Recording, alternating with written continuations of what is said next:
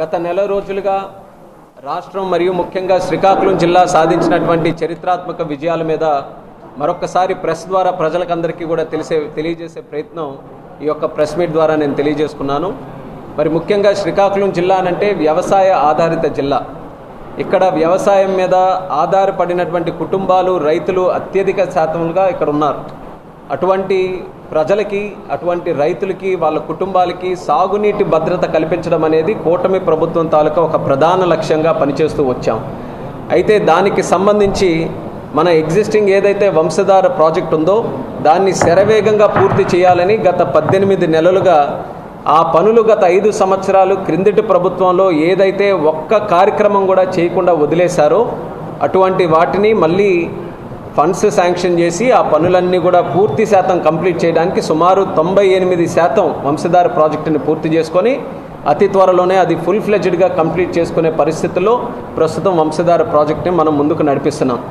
అయితే మనం వంశధార అంటే మరొక ప్రాజెక్టు మనకు గుర్తొచ్చేది నేరేడి బ్యారేజ్ ప్రాజెక్ట్.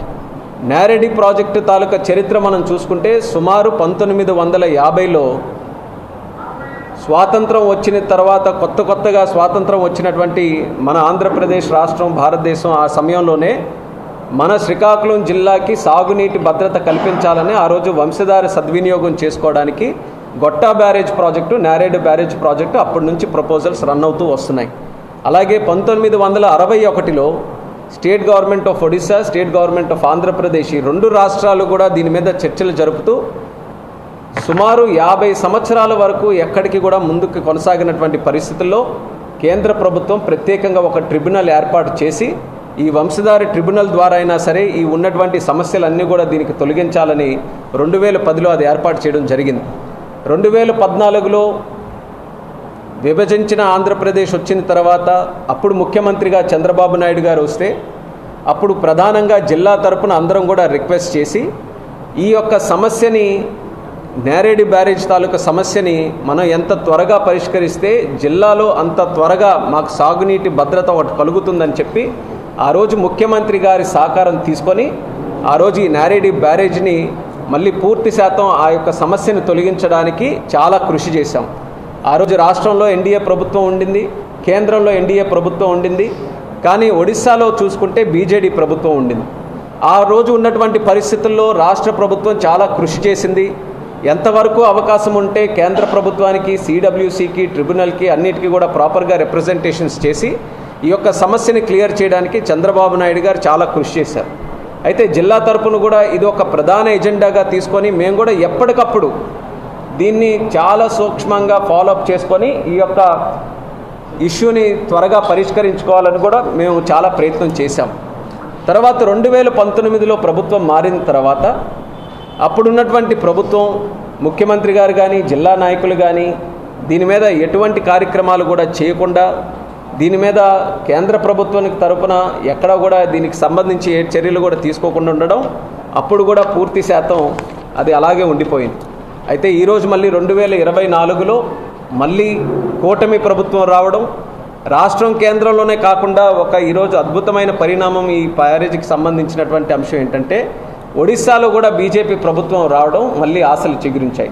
అందులో శ్రీకాకుళం జిల్లా ప్రజల తాలూకు ఆశీస్సులతో 3వ పార్లమెంట్ సభ్యుడిగా గెలిచినటువంటి నాకు మరి చంద్రబాబు నాయుడు గారు, మోదీ గారి తాలూకా సపోర్ట్తో ఈరోజు కేంద్ర మంత్రిగా కూడా అయ్యే అవకాశం వచ్చింది. కేంద్ర మంత్రి అయిన తర్వాత నేను ప్రధానంగా ఈ జిల్లాలో ఎప్పటి నుంచో ఉన్నటువంటి సమస్యలు ఏవైతే ఉన్నాయో వాటికి శాశ్వత పరిష్కారం అందించాలని చెప్పి నేను కేంద్ర మంత్రి అయిన నుంచి జిల్లా తాలూకా ప్రయారిటీ ఇష్యూస్ అన్నిటి మీద కూడా కేంద్రంతో పాటు చర్చలు జరిపి అవన్నీ కూడా కృషి చేయడం అనేది జరుగుతూ వస్తుంది. అందులో ప్రధానంగా నేను పెట్టుకున్నది ఈ నేరేడి బ్యారేజ్ తాలూకా ఇష్యూ. దీని తాలూకా ఇంపాక్ట్ మన జిల్లా మీద, మన వ్యవసాయ రంగం మీద, ముఖ్యంగా మన రైతు కుటుంబాల మీద ఏ రకంగా ఉంటుందనే ఆలోచనతోని, అలాగే మరొక పక్కన ఇది స్వర్గీయ కింజరాపు ఎర్రనాయుడు గారి తాలూకా ఆశయంలో కూడా భాగం. ఇది నేరేడి బ్యారేజ్ని ఎట్టి పరిస్థితుల్లో మనం పూర్తి చేసుకోవాలన్నది ఆయన కూడా ఒక లక్ష్యంగా పెట్టుకొని ఆయన కృషి చేశారు. పార్లమెంట్లో వెళ్ళినప్పుడు కానీ, అలాగే అక్కడ కేంద్రంతో చర్చించినప్పుడు ఆయన కూడా పలు సందర్భాల్లో దీని గురించి అక్కడ సమస్యను కూడా లేవనెత్తడం జరిగింది. మరి అలాంటి ఒక అవకాశం, బ్రహ్మాండమైనటువంటి అవకాశం వచ్చిన తర్వాత దీన్ని ఎట్టి పరిస్థితుల్లో పూర్తి చేయాలని కేంద్ర జలశక్తి మినిస్టర్ గారు సిఆర్ పాటిల్ గారికి, అలాగే అక్కడ కేంద్రంలో ఉన్న పెద్దలకి ఎప్పటికప్పుడు మనం దీని గురించి చర్చించి, దానితో పాటు చంద్రబాబు నాయుడు గారు కూడా పలు సందర్భాల్లో ఢిల్లీ వచ్చి ఇరిగేషన్ విషయాలు మాట్లాడినప్పుడు ఆ ఇరిగేషన్ ఇష్యూస్లో కూడా ఈ నేరెడ్డి బ్యారేజ్ ఇష్యూని ప్రధానంగా మనం పెట్టి అది కూడా ఎప్పటికప్పుడు చర్చకు ఉండే విధంగా, దానికి సానుకూలంగా ప్రతి ఒక్కరి తాలూకా సహకారం అందే విధంగా గత 18 నెలల నుంచి దీనికి ఒక ప్రయత్నం అనేది కొనసాగుతూ వస్తుంది.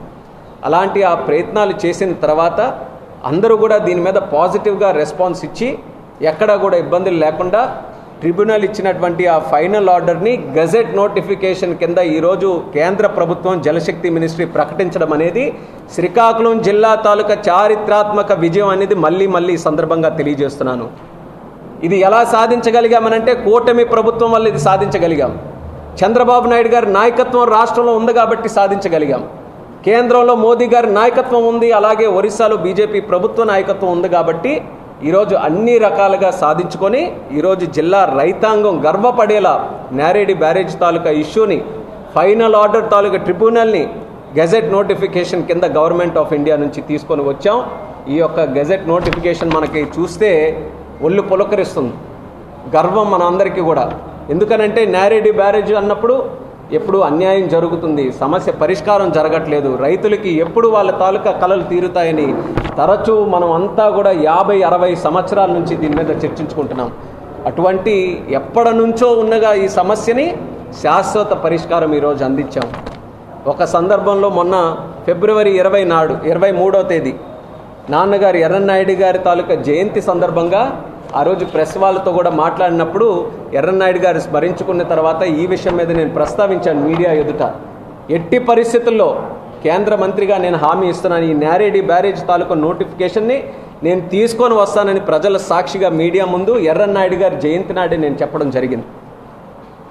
ఆ సందర్భంగా చెప్పినటువంటిది బహుశా ఎర్రన్నాయుడు గారి తాలూకా ఆశీస్సులు కూడా ఉండడం వల్ల ఈరోజు అతి త్వరలోనే, అంటే వితిన్ 2 months, నేను ఆ రోజు చెప్పిన దీంట్లోనే వితిన్ 2 monthsలోనే మనం నోటిఫికేషన్ కూడా సాధించాం. నాకు తర్వాత ఆశ్చర్యం కలిగింది. నేను చెప్పిన తర్వాత మళ్ళీ వైఎస్ఆర్ కాంగ్రెస్ పార్టీ నాయకులు, జిల్లా తాలూకా ప్రతిపక్ష నాయకులు అందరూ కూడా కలిసి ఒక ప్రెస్ మీట్ పెట్టి ఈ కార్యక్రమం చేస్తే రామ్మోహన్ నాయుడే చేయాలని చెప్పి వాళ్ళందరూ కూడా ఒక లెటర్ కూడా రాసి ఇవ్వడం జరిగింది. నేను ఆల్రెడీ చెప్పాను నేనే చేస్తానని, నేను ప్రయత్నం చేస్తున్నాను, నేను ఖచ్చితంగా ఇది సాధిస్తానని చెప్పిన తర్వాత వాళ్ళు కూడా చెప్తే నాకు ముందు ఆశ్చర్యం కలిగింది, చెప్పిన పనిని మళ్ళీ ఎందుకు అలా చెప్తున్నారని. అయితే బహుశా నాకు మళ్ళీ ఇంకొక ఆలోచన వచ్చింది, ఇది మళ్ళీ చెప్తున్నారనంటే వాళ్ళలో కూడా చర్చ జరిగి ఇలాంటి సమస్య ఇన్ని రోజులుగా ఉండిపోయిన సమస్య మన జిల్లాకి పరిష్కరించాలనంటే అది కేవలం రామ్మోహన్ నాయుడు వల్లే అవుతుంది కాబట్టి మనం కూడా ఆయనకి లేఖ రాసి ఆయన ద్వారా చేయించుకుందామని చెప్పారేమో అని నాకు కూడా అనిపించింది. కానీ అంత చేసి ఆ రోజు ఈ పని చేయాలని చెప్పినటువంటి ఆ నాయకులు ఈరోజు వచ్చిన తర్వాత ఒక్కరు కూడా దీని మీద మాట్లాడలేదు. ఇంత పెద్ద సమస్య ఆ రోజు లెటర్ రాయడానికి అందరూ వచ్చిన తర్వాత శాశ్వతంగా ఇంత పెద్ద సమస్య మీద మనం పరిష్కారం అందిస్తే ఒక్కళ్ళు కూడా ఈరోజు దీని మీద మాట్లాడట్లేదు. నాకు అభినందించక్కర్లేదు, కూటమి ప్రభుత్వానికి అభినందించాలి. చంద్రబాబు నాయుడు గారు ముఖ్యమంత్రిగా ఈ యొక్క సమస్యని పలుసార్లు ఢిల్లీ వచ్చినప్పుడు ఇది టేబుల్ ఎజెండాగా పెట్టి మాట్లాడిన తర్వాత ఆయనకు అభినందించాలి, కేంద్ర ప్రభుత్వానికి అభినందించాలి. వాళ్ళు 2 రాష్ట్రాల మధ్యలో కూడా సమతుల్యత పాటించి మన రాష్ట్రానికి మన ప్రాంతానికి న్యాయం చేయడానికి వాళ్ళు గజెట్ నోటిఫికేషన్ ఈరోజు చేశారనంటే వాళ్ళు ఈరోజు చేయాలి. ఎందుకు వాళ్ళు ఆ రోజు లెటర్ రాయడానికి కలిసికట్టుగా వచ్చినటువంటి నాయకులు ఈరోజు నోటిఫికేషన్ సాధించిన తర్వాత ఒక్క మాట కూడా ఎందుకు మాట్లాడలేకపోతున్నారో చెప్పమని ఈ సందర్భంగా అడుగుతున్నాను. అంటే వాళ్ళకి కావాల్సింది రాజకీయం కదా, తేటతెల్లం అయిందంతా కూడా. రామ్మోహన్ నాయుడు చేయలేడు కాబట్టి ఒక లెటర్ రాసి పడేద్దాం అని అనుకున్నారు. నా ఫోకస్, నా కమిట్మెంట్, నా క్లారిటీ ఎప్పుడు కూడా ఇది ఉందనేది ఈ యొక్క ఇష్యూ ద్వారా మరొకసారి వాళ్ళందరికీ కూడా తెలియజేస్తున్నాను. ఎక్కడున్నా సరే శ్రీకాకుళం జిల్లా తాలూకా ఎజెండా ప్రయారిటీగా పెట్టుకొని ఈరోజు సివిల్ ఏవియేషన్గా మినిస్టర్గా ఉంటూ సివిల్ ఏవియేషన్ కూడా ఈరోజు ఒక ప్రయారిటీ మినిస్ట్రీగా ఈరోజు భారతదేశంలో నిలుస్తుంది. ఎక్కడ మీకు చూడండి ప్రపంచంలో ఎక్కడ ఇష్యూస్ ఉన్నా సరే ఒక ఇంపాక్ట్ అనేది సివిల్ ఏవియేషన్ మీద పడుతుంది. సివిల్ ఏవియేషన్లో జరిగినటువంటి విషయాలు కేవలం పట్టణాల్లో ఉన్న ప్రజలు కాదు, గ్రామీణ ప్రాంతాల్లో ఉన్నటువంటి ప్రజలు కూడా ఈరోజు సివిల్ ఏవియేషన్ గురించి, పౌర విమానయాన శాఖ గురించి మాట్లాడుకుంటున్నారు. డిమాండ్ ఏ రకంగా పెరిగిందనంటే గ్రామీణ ప్రాంతాల్లో రిమోట్ ఏరియాస్లో భారతదేశంలో మాకు కూడా ఎయిర్పోర్ట్లు కావాలని ఎక్కడికక్కడ ఈరోజు డిమాండ్లు పెరిగాయి. అలాంటి శాఖకి నేతృత్వం వహిస్తూనే జిల్లా మీద ఫుల్ ఫోకస్ పెట్టి ఇలాంటి ఇష్యూస్ను కూడా సాల్వ్ చేస్తున్నామని జిల్లా ప్రజలకి ఈ సందర్భంగా తెలియజేస్తున్నాం. నేరేడి బ్యారేజ్ తాలూకా విక్టరీ మరొకసారి చెప్తున్నాను, కేవలం మాదో లేకపోతే కూటమి ప్రభుత్వాన్ని ఒక్కరిదే కాదు. ఈ యొక్క నేరేడి బ్యారేజ్లో మనం సాధించినటువంటి విజయం ఈరోజు మన శ్రీకాకుళం జిల్లా ప్రజలది, శ్రీకాకుళం జిల్లా రైతాంగానిది. వాళ్ళందరూ కూడా కాన్ఫిడెన్స్ పెట్టుకొని ఇది ఎప్పటికైనా పూర్తి చేయాలని ప్రభుత్వాలు మారినా నాయకులు మారినా నిరంతరం కూడా నేరేడి బ్యారేజ్ని ఒక అంశంగా ముందుకు నడిపిస్తూ ఎన్నో సంఘాలు ఎన్నో రైతులు అందరూ కూడా ఇది సాధించాలని చెప్పి వాళ్ళందరూ కూడా ముందుకు నడిపించారు. వాళ్ళ తాలూకా సహకారంతో వాళ్ళు చూపించినటువంటి స్ఫూర్తితో ఈరోజు నేరేడి బ్యారేజ్ తాలూకా సమస్యను పరిష్కరించాం. మొన్ననే జిల్లా తాలూకా రివ్యూ చంద్రబాబు నాయుడు గారు ముఖ్యమంత్రి గారు తీసుకున్నప్పుడు ఈ యొక్క జియోని ఆయనకు కూడా జిల్లా నాయకులు అందరం కూడా, నేను కానీ రాష్ట్ర మంత్రివర్యులు అచ్చెన్నాయుడు గారు కానీ ఎమ్మెల్యేలు కానీ అందరం కూడా కలిసి ఆయన చేతుల్లో పెట్టి, సార్ ఎంతో కాలం నుంచి ఎదురు చూస్తున్నటువంటి నేరేడి బ్యారేజ్ తాలూకా కళని ఈరోజు నిజం చేసే విధంగా గజెట్ నోటిఫికేషన్ వచ్చింది. దీన్ని అతి త్వరలో మనం ప్రాజెక్టు పనులు కూడా స్టార్ట్ చేయాలని చెప్తే ఇమీడియట్గా ఆయన కూడా హామీ ఇచ్చారు. వీలైనంత త్వరగా ఆల్రెడీ సెక్రటరీ లెవెల్లో దీని మీద చర్చలు అన్నీ కూడా జరుగుతున్నాయి. ఇమీడియట్గా డిపిఆర్లు అన్నీ కూడా ఫైనలైజ్ చేసుకొని ప్రాజెక్టును కూడా గ్రౌండ్ చేసి ముందుకు నడిపిస్తామని ఈ సందర్భంగా జిల్లా ప్రజలందరికీ కూడా తెలియజేస్తున్నాం. ఇది ఒక విజయం అయితే మరొక చారిత్రాత్మకమైనటువంటి విజయం మన జిల్లాకి సంబంధించి రైల్వేస్లో మీ అందరికీ కూడా తెలుసు, నేను పార్లమెంట్ సభ్యుడు అయిన దగ్గర నుంచి పార్లమెంట్లో అంశం ఏదైనా ఎక్కువసార్లు నేను ప్రస్తావించానదంటే అది మన ప్రాంతానికి సంబంధించిన రైల్వే జోన్ గురించి. మీరు ఇప్పుడు కూడా రికార్డ్స్ తీయండి. పార్లమెంట్లో 2014లో మొట్టమొదటిసారి నేను అడుగు పెట్టిన తర్వాత నేను మాట్లాడినటువంటి మొట్టమొదటి స్పీచ్ కూడా పార్లమెంట్లో రైల్వే బడ్జెట్ మీద 2014లో ప్రవేశపెట్టిన తర్వాత నేను తెలుగుదేశం పార్టీ తరఫున రిప్రజెంట్ చేశాను. అప్పటి నుంచి స్టార్ట్ చేశాను. ఆంధ్రప్రదేశ్ రాష్ట్రానికి ఏపీ రీఆర్గనైజేషన్ యాక్ట్ ప్రకారం ఒక రైల్వే జోన్ని మీరు ఇవ్వాలి, ఆ రైల్వే జోన్ని ప్రకటించండి అని చెప్పి ఆ రోజు నుంచి కూడా ఒక ప్రయత్నం అనుకోవచ్చు, పోరాటం అనుకోవచ్చు, కొనసాగిస్తూనే ఉన్నాను. అందులో సక్సెస్ సాధించాం. రైల్వే జోన్ని అనౌన్స్ చేయించుకున్నాం. అయితే రైల్వే జోన్ అనౌన్స్ చేసుకున్న తర్వాత ఒక ప్రాబ్లం వచ్చింది. వాల్టేర్ డివిజన్ తీసేస్తారన్నటువంటి మాట వచ్చింది. మళ్ళీ కేంద్ర మంత్రి అయిన తర్వాత మళ్ళీ చర్చించి ఎట్టి పరిస్థితుల్లో ఈ యొక్క వాల్టేర్ డివిజన్ని మనం కాపాడుకోవాలి, అది మన రైల్వే జోన్కి ఒక అస్తిత్వం లాంటిదని చెప్పి మళ్ళీ దాని గురించి చర్చిస్తే వాల్టేర్ డివిజన్ కాస్త పేరు మార్చి విశాఖపట్నం డివిజన్గా ప్రకటించి అది కూడా మనం సేవ్ చేసుకున్నాం.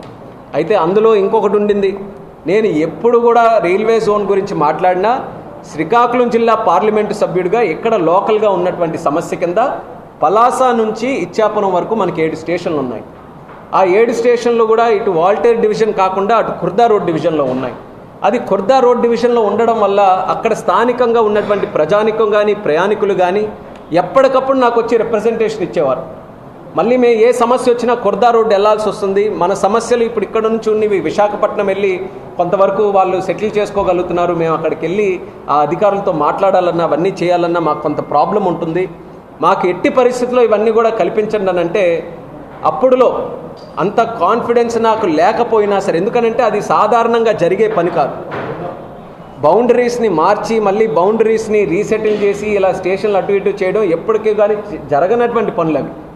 అలాంటిది కానీ అయినా నేను ప్రయత్నం చేశాను.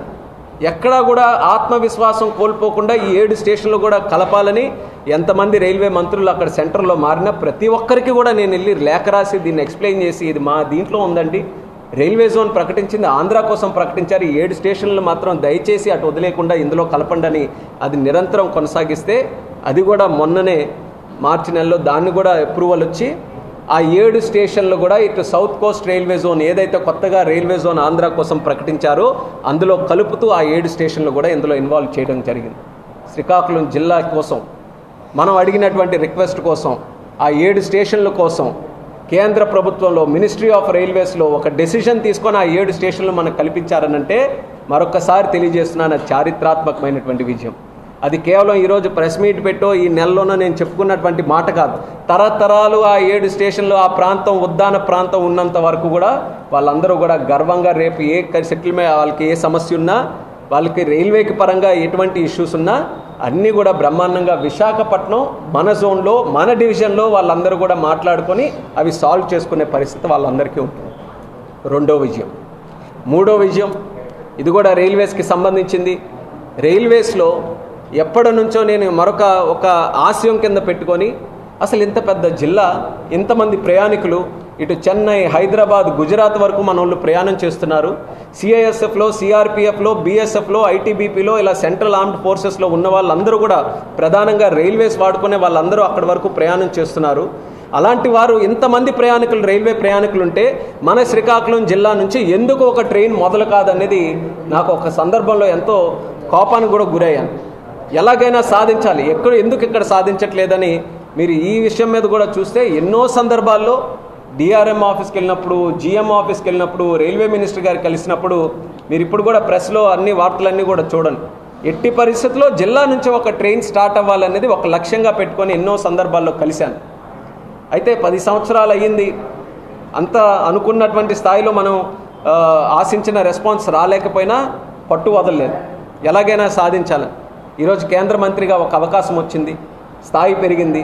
రైల్వే మినిస్టర్ గారికి కలిసి ఇది 10 సంవత్సరాల నుంచి నేను చేస్తున్నటువంటి పోరాటం, ఇప్పటికైనా దీనికి ఒక ఫుల్ స్టాప్ పెట్టి ఒక ఇచ్చేయండి అని అంటే మొట్టమొదటి ట్రైన్ ఆ భగవంతుడి తాలూకు ఆశీస్సులు మనకున్నాయనడానికి దీనికంటే మరి ఇంకొక ఇది లేదు, ఉదాహరణ లేదు. మొదటి ట్రైను శ్రీకాకుళం నుంచి తిరుపతికి నేరుగా regular express, Humsafar express, Srikakulam Tirupati Humsafar express చెప్పడానికే నాకు ఎంతో గర్వంగా ఉంది. మన శ్రీకాకుళం జిల్లా నుంచి ప్రతి వారం మన శ్రీకాకుళం స్టేషన్లో మొదలై తిరుపతి వరకు నేరుగా ఒక ట్రైన్ని మనం ఈరోజు స్టార్ట్ చేస్తున్నాం. ఎల్లుండి 13వ తేదీ నుంచి అది ట్రైన్ కూడా రెగ్యులర్ ఎక్స్ప్రెస్ కూడా ఇది స్టార్ట్ అవుతుంది. 17439, 17440 ట్రైన్ నెంబర్స్. దీనికోసం విశ్వ ప్రయత్నాలు చేశాం.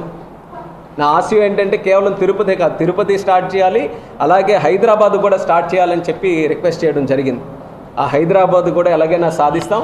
కానీ మొట్టమొదటగా మన ఆత్మ గౌరవం కూడా నిలబడే విధంగా, అలాగే ముఖ్యంగా ప్రయాణికులు మన దగ్గర నుంచి కూడా భక్తులు ఎక్కువ మంది తిరుపతి వరకు వెళ్తున్నారు. ఆ తిరుపతి వరకు గతంలో ఎలా ఉండేది, ఏదో అప్పుడప్పుడు స్పెషల్ ట్రైన్లు వేసేవారు. స్పెషల్ ట్రైన్లు వేస్తే ఆ స్పెషల్ ట్రైన్స్కి ట్రాక్స్ ఖాళీగా ఉండాలి, ఆ సమయానికి అన్నీ అందుబాటులో ఉండాలి. ఆ వెళ్ళిన ట్రైన్ కూడా రేణుగుంట వరకే తీసుకొని వెళ్ళేవారు, తిరుపతి వరకు కూడా కాదు. ఈరోజు శ్రీకాకుళం నుంచి నేరుగా తిరుపతి ఎవ్రీ వీక్ ఉంటుంది, మనకి రిజర్వేషన్ ఉంటుంది, మనకి మంచి బుకింగ్స్ ఉంటాయి. ఇక్కడ నుంచే ప్రయాణికులందరూ కూడా దర్జాగా తిరుపతి వరకు వెళ్ళే అవకాశం ఉంటుంది. ఈ విజయం కూడా మనం ఒక చరిత్రాత్మకమైనటువంటి విజయంగా, ఇది ఒక రైల్వే ఉద్యమానికి మన శ్రీకాకుళం జిల్లాలో ఒక ప్రారంభంగా మనం అందరం కూడా స్వీకరించవచ్చు. ఒక పక్కన 7 స్టేషన్లు మనం జోన్లో కలుపుకోవడం, మరొక పక్కన మన జిల్లా నుంచి ఒక ప్రధానంగా ఒక ట్రైన్ కూడా స్టార్ట్ కావడం. గతంలో గుర్తుపెట్టుకుంటే ఎర్రనాయుడు గారు ఉన్నప్పుడు విశాఖ ఎక్స్ప్రెస్ కూడా ఆయన రైల్వే కమిటీ చైర్మన్గా ఉన్నప్పుడు అది స్టార్ట్ చేశారు. అది స్టార్ట్ చేసిన తర్వాత కొంత నడిచి అది ఎక్స్టెండ్ చేసి పలాస వరకు, పలాసాన్ ఎక్స్పెండ్ చేసి బరంపూర్ వరకు, అది భవన్పూర్ కాస్త భువనేశ్వర్ వరకు ఈరోజు వెళ్ళిపోయింది. మనం రిజర్వేషన్స్ కోల్పోయాం. మనం ఏదైతే మన ప్రాంతం నుంచి మొదలు కావాలని ఒక ప్రయత్నం చేశారో ఎర్రనాయుడు గారు పట్టు సాధించుకున్నట్టుగా ఆ రోజు అది సాధించారు. కానీ అది కూడా మనం దగ్గర నుంచి వేరే దగ్గరికి వెళ్ళిపోయింది. కానీ ఈరోజు మళ్ళీ ఒక కొత్త ప్రయాణానికి శ్రీకాకుళం నుంచి తిరుపతికి, అరసవల్లి దేవస్థానం నుంచి వెంకటేశ్వర స్వామి ఆలయానికి ఈరోజు నేరుగా ఒక ట్రైన్ మొదలవుతుందనంటే పార్లమెంటు సభ్యుడిగా, కేంద్ర మంత్రిగా నాకు ఎంతో గర్వంగా ఉందని కూడా ఈ సందర్భంగా తెలియజేస్తున్నాను.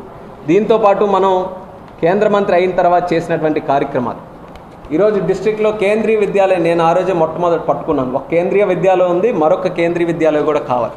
దానికి కారణం ఏంటి? కేంద్రీయ విద్యాలయంలో ముఖ్యంగా సెంట్రల్ ఆర్గనైజేషన్స్ కానీ, సెంట్రల్ డిపార్ట్మెంట్స్ కానీ, సెంట్రల్ ఆఫీసర్స్ కానీ ఎక్కడైతే ఎక్కువగా ఉంటారో వాళ్ళకి సంబంధించి పెట్టినటువంటి ఒక స్కూల్ కేంద్రీయ విద్యాలయం. దానికి ఆల్రెడీ శ్రీకాకుళంలో ఆల్మోస్ట్ 89-90లో ఒకటి ఎస్టాబ్లిష్ చేసుకున్నాం. కానీ అంచెలంచెలుగా ఇందాక చెప్పినట్టు ఆర్మీలో కానీ, డిఫెన్స్ ఫోర్సెస్లో కానీ, సెంట్రల్ ఆర్మ్డ్ ఫోర్సెస్లో కానీ, రైల్వేస్లో కానీ వీళ్ళందరిలో ఎక్కువ శాతం పనిచేసిన వాళ్ళు మన ప్రాంతవాసులు ఉన్నారు. అందులో ముఖ్యంగా ఉద్దాన ప్రాంతవాసులు ఎక్కువ మంది చేస్తున్నారు. మరి అలాంటి వాళ్ళకి ఖచ్చితంగా ఇంకొక ఎడిషనల్ కేవీ, ఆ స్ట్రెంగ్త్ని చూసుకొని ఎడిషనల్ కేవీ ఒకటి చేయాలని చాలా కాలం నుంచి నేను ఒక ప్రపోజల్ రన్ చేస్తూ వచ్చాను. దానికి సరైన ల్యాండ్ దొరకకపోవడం, లేకపోతే గతంలో 5 సంవత్సరాలు ఉన్నప్పుడు అప్పుడు ప్రభుత్వం కూడా సహకరించలేదు. ఆ టైంలో ఎలా ఉండేదనంటే నేను ఏదైనా ఒక పని చేయాలనంటే ప్రభుత్వం నుంచి ఆ పని ఎలా కాపాలనేది అప్పుడు అంతా కూడా ప్రయత్నం చేశారు.